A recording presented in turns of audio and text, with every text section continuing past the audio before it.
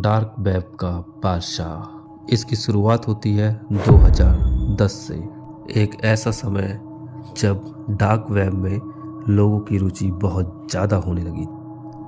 आने वाले 4 सालों में डार्क वेब पर हजारों यूजर्स जुड़े, जिनमें से कुछ ने तो डार्क वेब पे अपनी बहुत अच्छी पकड़ बना ली थी, जैसे कि वलहल्ला, बट्सर, प्रोजेक्ट ब्लैक फ्लैग, पेंडोरा और silk road. Silk road dark web पे अपनी पकड़ बनाने वाली सबसे पहली वेबसाइट बनी, लेकिन वो इन्वेस्टिगेशन एजेंसीज के सामने टिक नहीं पाई और जल्द ही इन्वेस्टिगेशन एजेंसीज ने सिल्क रोड को बंद कर दिया।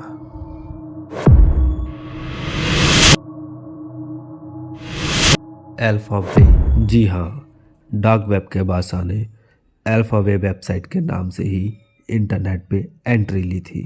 ये देखने में बिल्कुल अमेज़न मार्केट प्लेस की तरह है, जहाँ पर लाखों यूजर्स इल्लीगल सामान को खरीदते और बेचते थे, और ये सारे ट्रांजैक्शंस क्रिप्टो करेंसीज में किए जाते थे, ताकि किसी इन्वेस्टिगेशन एजेंसीज के हाथ में कोई भी प्रूफ ना लगे।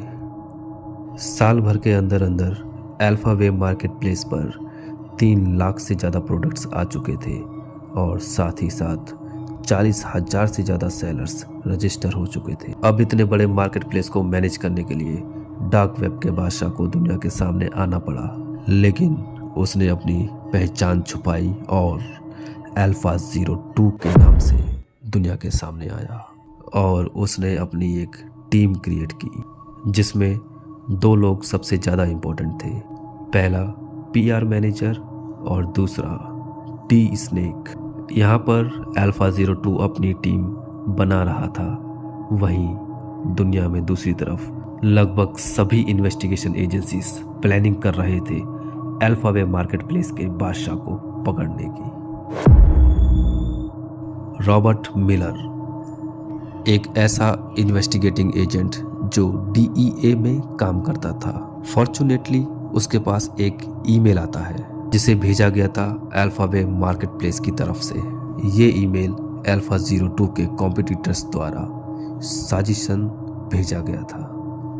इन्वेस्टिगेशन एजेंसीज ने तुरंत इस ईमेल की जांच की, और फाइनली उन्हें डार्क वेब के बादशाह का ईमेल एड्रेस मिल गया, और इसी ईमेल आईडी की वजह से इन्वेस्टिगेशन एजेंसीज ने अल्फा02 की सारी डिटेल्स निकाल ली, जिसमें उन्हें French social media website skyrock.com से अल्फा02 की एक प्रोफाइल मिली, जिसके बाद इन्वेस्टिगेशन एजेंसीज को डार्क वेब के बादशाह का असली नाम पता चला, अलेक्जेंडर कैजेज। साथ ही साथ फेसबुक की प्रोफाइल द्वारा उसकी फैमिली की डिटेल्स भी निकाल ली गई। इन्वेस्टिगेटिंग एजेंसीज ने एलेक्स के करंट लोकेशन को पता लगाया, और वो सीधा पहुंच गए थाईलैंड।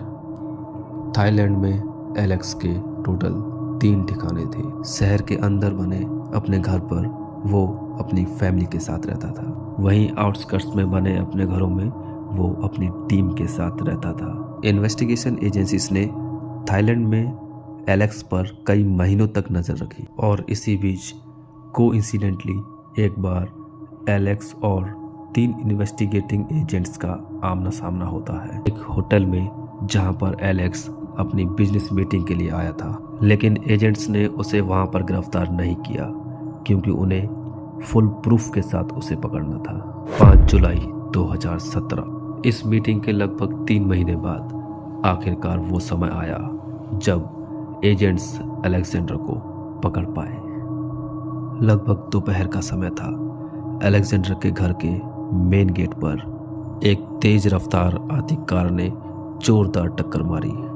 उस समय एलेक्स अपने कंप्यूटर पे काम कर रहा था। एक्सीडेंट की आवाज़ सुनकर एलेक्स तुरंत नीचे की तरफ भागा, और जल्दबाजी में वो अपने कंप्यूटर को लॉक करना भूल गया। बाहर आके एलेक्स जब तक कुछ समझ पाता, इतने में इन्वेस्टिगेटिंग एजेंट्स, जो कि उस पे महीनों से नजर रखे हुए थे, उन्होंने उसे वहीं दबोच लिया। एजेंट्स को उसके कंप्यूटर से बहुत ही चौंका देने वाली खबर पता चली।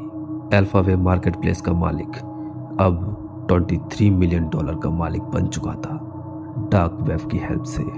इन्वेस्टिगेशन एजेंसीज ने एलेक्स की सारी वेबसाइट्स को सीज कर दिया और इस तरीके से अंत होता है सारे इलीगल वेबसाइट्स का और डार्क वेब के बादशाह का।